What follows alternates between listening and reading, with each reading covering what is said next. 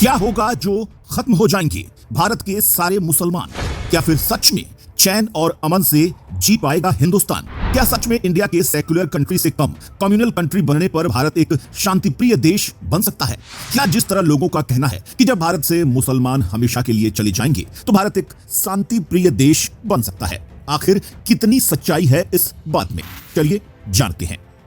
दोस्तों, अक्सर हमने हिंदुस्तान के ज्यादातर लोगों को कहते हुए सुना होगा कि जिस देश में एक भी मुसलमान नहीं है वहां पर चैन और शांति कायम रहती है। लेकिन आपको यह जानकर हैरानी होगी कि अगर सच में भारत से मुसलमान हमेशा के लिए चले जाएंगे तो इससे भारत के ऊपर जो असर पड़ेगा वो खतरनाक हो सकता है। क्योंकि अगर हम अपने इतिहास को देखें तो इतिहास में कई ऐसे मुसलमान हुए जिन्होंने भारत को एक नए आयाम तक पहुंचने में पूरी मदद की है। अगर शुरू से शुरुआत करें तो आज भी हिंदुस्तान के लोगों को यह गलतफहमी है कि हिंदुस्तान का मतलब हिंदुओं का देश है। लेकिन आपको बता दें कि हमारा भारत सिंधु नदी के पास बने महाद्वीप पर टिका हुआ है। जब फारसी लोग सिंधु नदी के किनारे उप महाद्वीप पर आए तो उन्होंने सिंधु नदी को हिंदू कहकर बुलाया और इस महाद्वीप को हिंदुस्तान कहा। हिंदुस्तान में लगभग 700 ईसा पूर्व मुसलमानों का आगमन हुआ था। तो यह कहना गलत नहीं है कि एक अरसे से मुसलमान भारत का हिस्सा रहे हैं। बात करें अपनी आजादी की तो हमारी आजादी में कई ऐसे मुसलमान हुए जिन्होंने हंसते हंसते अपनी जान गंवा दी। अब आप अशफाक उल्लाह खान को ही देख लीजिए, जिन्होंने चंद्रशेखर आजाद और भगत सिंह के साथ हिंदुस्तान की आजादी की लड़ाई लड़ी और केवल 27 साल की उम्र में ही शहीद हो गए। वहीं खान अब्दुल गफ्फार खान को कैसे भूला जा सकता है? ये वो सच्चे मुसलमान थे जिन्होंने भारत पाकिस्तान के बंटवारे के समय इसका विरोध किया था। लेकिन जब भारत और पाकिस्तान का बंटवारा हुआ तो उनको पाकिस्तान जाना पड़ा और पाकिस्तान में जाकर भी इन्होंने बलूचिस्तान की आजादी के लिए लगातार लड़ाइयां लड़ी। इनके अलावा मौलाना अब्दुल आजाद कलाम को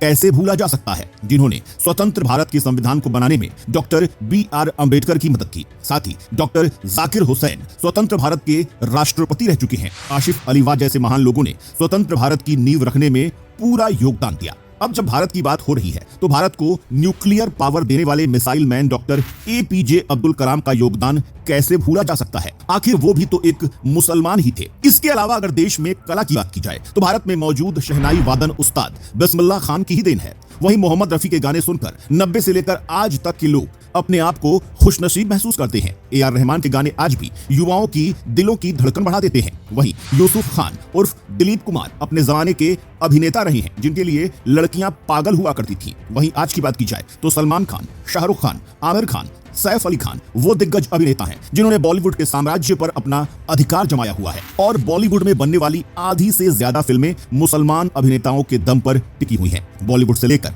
क्रिकेट के मैदान तक अपने मुसलमान भाइयों का अच्छा खासा योगदान रहा है। फिर चाहे वो जहीर खान हो, पठान ब्रदर्स हो या फिर अजहरुद्दीन खान, इन्होंने भारत के लिए इतने चौके छक्के लगाए हैं कि दुनिया भर के खिलाड़ियों को उनकी नानी याद दिला दी। इसके अलावा बिजनेस उद्योगपति अजीम प्रेम जी को कैसे भूला जा सकता है, जिन्होंने भारत के हजारों लोगों को रोजगार के अवसर दिए। वहीं आज भी भारत की इंडियन आर्मी में 50,000 से ज्यादा सेनानी मुसलमान कौम के ही हैं। और आपको ये जानकर हैरानी होगी कि भारत में 70% लेबर भी मुसलमान कौम के हैं। ऐसे में आप खुद सोचिए कि भारत की 130 करोड़ जनता में से जब 22 करोड़ मुसलमान ही हैं, तो हमारे देश की अर्थव्यवस्था से लेकर देश का हर एक क्षेत्र इन मुसलमानों के ऊपर ही टिका हुआ है। तो आखिर कैसे बिना मुसलमानों के भारत की गाड़ी का चलना मुमकिन हो सकता है? केवल कुछ कट्टर लोगों की वजह से हम पूरी कौम को तो सजा नहीं दे सकते। हालांकि हमारे देश में ऐसे नेताओं की और भड़काने वाले लोगों की कमी नहीं है जो ये चाहते हैं कि मुसलमान भारत छोड़कर चले जाएं। लेकिन फिर आप खुद सोचिए कि क्या भारत का ठीक से गुजारा हो पाएगा? क्या भारत फिर से पिछड़ा देश नहीं बन जाएगा? आपकी क्या राय है इस बारे में? हमें कमेंट करके बताइएगा और ऐसे ही लेटेस्ट अपडेट्स के लिए पेज को फॉलो करना